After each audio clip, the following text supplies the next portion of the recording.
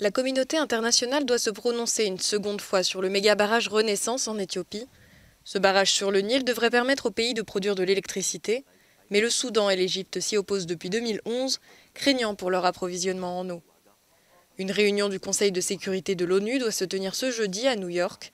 Leur principal sujet de discussion, l'Éthiopie a annoncé en début de semaine qu'elle avait commencé le remplissage du réservoir sans consulter ses voisins.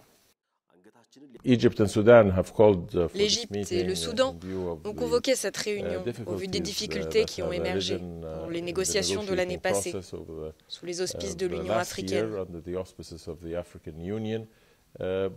Mais le long processus de négociation de cette dernière décennie, 10 ans de négociations, se sont avérés stériles.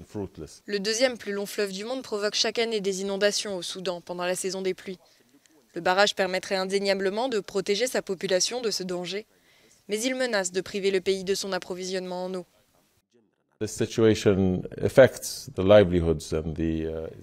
situation affecte l'existence et les conditions de vie des peuples d'Égypte et du Soudan. Il nous a paru important que le Conseil de sécurité s'empare de la question. Il l'a déjà fait il y a un an. Et il nous paraît encore plus évident cette année que cette question doit être abordée par la communauté internationale, à la fois pour garantir la poursuite des négociations, mais aussi pour garantir le maintien de la paix et de la sécurité dans la région et éviter l'intensification des conflits qui y sont liés.